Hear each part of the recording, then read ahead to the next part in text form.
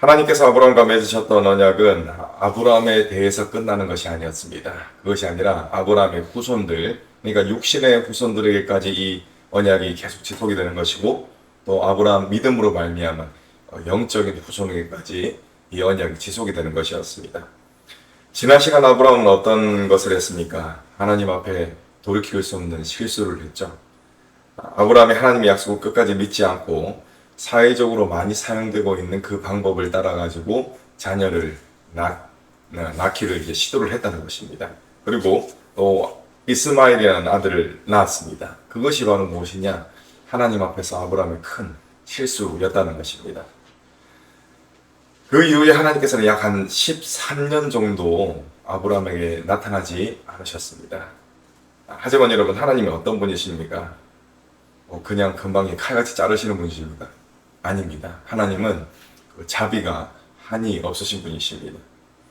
하나님께서는 언약을 맺으신 하나님의 백성을 결코 버리지 아니하십니다.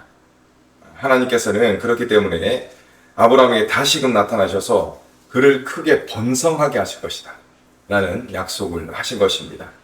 이처럼 하나님께서는 우리의 허물과 죄에도 불구하고 결국 회복시켜 주시고 또 우리를 통해서 하나님의 일을 이루어 나가시는 분이시다 라는 사실을 굳게 믿으시길 바랍니다. 하나님께서는 아브라함에게 번성의 약속을 하십니다. 그리고 그의 이름을 바꿔주십니다. 이전에 아브람이라는 이름은 존귀한 아버지라는 뜻을 가지고 있습니다. 그런데 이제 이름을 바꿨죠. 아브라함으로 바꿨습니다. 아브라함은 어떤 뜻이냐?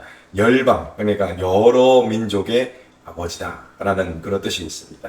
그런 뜻으로 하나님께서 이름을 바꿔주신 것입니다. 또 아브라함뿐만 아닙니다. 아브라함의 아내였던 사레의 이름도 사라로 바꿔주십니다. 이것도 아브라함과 같은 맥락입니다. 하나님께서 아브라함을 여러 민족의 아버지로 삼으신 것처럼 또 사레도 사레로 바꾸신 이유가 여러 민족의 어머니로 세우시기 위해서 그렇게 이름을 바꾸셨다는 것입니다. 여러분, 아브라함이 된 후에도 여전히 연약함이 있었습니다. 그의 마음속에는 의심이 있었다는 것입니다. 하나님께서는 사레의 이름을 사라로 바꾸시면서 아들을 주시겠다라는 약속을 하셨죠. 이 사라를 통해서 주시겠다라는 약속을 하셨습니다. 그런데 이 약속을 하실 때 아브라함은 솔직히 믿음으로 반응하지 못했습니다. 이때 아브라함의 육신의 나이가 100세고 또 사라의 나이가 90세였습니다. 그렇기 때문에 이 나이를 생각할 때 출산하는 것이 불가능하다라고 여겼기 때문에 그렇습니다. 그렇기 때문에 아브라함은 하나님께 이렇게 말씀을 드립니다. 이스마엘이나 하나님 앞에 바로 살기를 원합니다. 이렇게 말을 합니다. 분명히 아브라함이 의심을 했다는 것입니다. 하나님께서는 이렇게 불신앙의 반응을 보이는 아브라함에게 두 가지 약속을 하십니다. 먼저 첫 번째는 무엇이냐면은 하나님께서 이스마엘에게도 비록 인간적인 방법으로 낳은 아들이라 할지라도 이스마엘에게도 복을 주시겠다. 그래서 그를 번성케 하시겠다. 라는 약속을 먼저 하십니다. 그리고 두 번째는 어떤 말씀을 하시냐면은 하나님의 언약은 사라의 몸에서 날 이삭과 세우겠다. 라는 것을 하나님께서는 분명히 하셨습니다. 아브라함이 아브라함으로 이름이 바뀐 후에도 그의 마음속에는 여전히 무엇이 있었습니까? 이 의심이 있었습니다.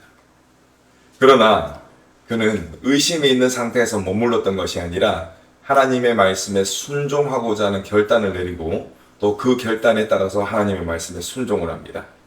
사실 하나님께서는 이 사레의 이름을 사라로 바꾸시기 전에 아브라함에게 정말 이게 지키기 어려운 명령을 하셨거든요. 그 명령이 무엇이냐면, 자, 10절 말씀, 오늘 말씀 10절 말씀 함께 했습니다. 시작. 너희 중 남자는 다 할례를 받으라. 이것이 나와 너희와 너희 후손 사이에 지킬 내 언약이라. 아멘. 자, 하나님께서는 아브라함에게 이런 명령을 주셨습니다. 아브라함과 아브라함에게 속한 모든 남자들, 그 남자들의 포피를 외워라. 할례를 명하셨죠. 자, 그렇기 때문에 이것은 굉장히 지키기가 굉장히 힘든 명령이었습니다. 하나님께서 아브라함에게 이 사라의 태를 통해서 자녀를 주시겠다라고 하셨을 때 의심을 하기는 했거든요. 그런데 아브라함에게는 의심이 있기는 했지만 그의 마음속에는 여전히 하나님을 향한 순전한 믿음이 있었습니다. 하나님이 말씀하셨으니까 그래도 순종해야지 라는 믿음이 있었다는 것입니다. 자, 그래서 아브라함은 그에게 있는 이 믿음을 따라 아브라함은 그 믿음을 따라서 행동을 한 것입니다. 여러분, 하나님께서 할례를 명하실 때 모든 남자들은 태어난 지 8일 만에 할례를 받으라 라고 명령을 하셨습니다. 자, 그렇다면 아브라함과 또 아브라함에게 속해 있는 남자들을 한번 생각해 보시기 바랍니다. 이 남자들의 대부분은 난 지 8일 이상이 된 사람들입니다. 그래서 아브라함이 생각을 했습니다. 하나님의 말씀에 온전히 순종하기 위해서는 곧바로 할례를 행해야 되겠구나 라는 생각이 든 겁니다. 자, 그리고 하나님의 말씀에 순종하기 위해서 아브라함은 곧바로 할례를 했습니다. 여러분, 이것은 굉장히 위험한 일이었습니다. 자, 그런데 아브라함은 이 위험한 일을 했다는 것입니다.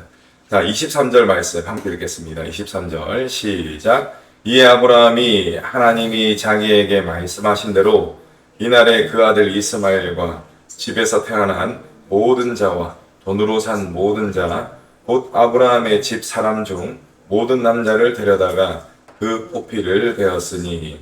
아멘. 지금 아브라함의 집안에 있는 모든 사람들이 다 같은 날에 할례를 받았다는 것이거든요. 그런데 여러분, 다시 말씀드리지만 이것은 굉장히 위험한 행동이었습니다. 자, 지금으로부터 시간을 조금 더 흘러가가지고 이제 아브라함의 손자인 야곱 때에 있었던 이야기를 한번 해보겠습니다. 야곱의 딸 디나가 있었죠. 디나가 그 세겜 땅의 추장으로부터 욕을 당한 적이 있었습니다. 그때 이 야곱의 아들들, 디나의 오라비들이 굉장히 분노했죠. 그래서 거짓말로 당신네들의 모든 남자가 할례를 받으면 우리가 혼인을 시켜주겠다라고 한 것이죠. 그래서 이 세겜이 너무나 디나를 사랑했기 때문에 그 세겜 족속에 있는 모든 남자들 다 할례를 받게 됩니다. 그래서 3일째 되는 날까지 이게 굉장히 큰 고통이 있었거든요. 그때 아브라함의 아들 시몬과 레위 이 두 아들이 급습을 해가지고 그 성읍에 있는 모든 남자를 다 죽이게 됩니다. 자, 이들이 왜 이 두 명의 기습에 의해서 다 죽임을 당했을까요? 전투불능 상태에 빠졌기 때문이었습니다. 너무나 고통스럽기 때문에. 자, 오늘 말씀으로 돌아오겠습니다. 여러분, 아브라함과 그에게 속한 모든 남자들이 할례를 받았습니다. 같은 날에.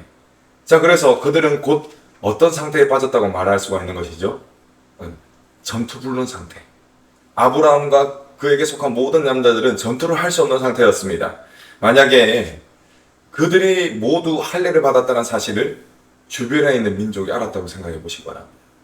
그러면 어떻게 되겠습니까? 공격하는 것이죠. 그 당시에는 힘이고 법이었습니다. 굉장히 위험한 상태에 빠질 수 있었습니다. 그렇지만 그럼에도 불구하고 아브라함은 하나님의 명령에 온전히 순종하는 길을 택합니다. 과연 아브라함이 그 사실을 몰랐을까요?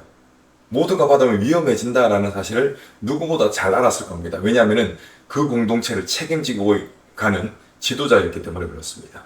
그럼에도 불구하고 아브라함은 결단을 내렸습니다. 그리고 과감하게 순종하는 결정을 내린 것입니다. 여러분, 우리가 살아갈 때도 하나님을 향한 의심이 생길 때가 많이 있습니다. 부족하고 연약한 사람이니까 어찌하겠습니까? 의심이 생길 수밖에 없죠. 그런데 여러분, 우리가 부족하고 연약하기 때문에 무엇을 해야 됩니까? 더욱더 결단을 내리고 우리 주님을 바라봐야 하는 것입니다. 여러분, 우리의 생각 속에 때때로 의심의 먹구름이 몰려올 때가 있을 것입니다. 이때 완전하신 하나님께 온전히 순종하고자 하는 이 순전한 마음을 가지시기 바랍니다. 아브라함처럼 말입니다. 그래서 하나님께서 예비하신 각종 복을 받아 누리시는 저와 여러분 되시기를 간절히 축원합니다. 아멘.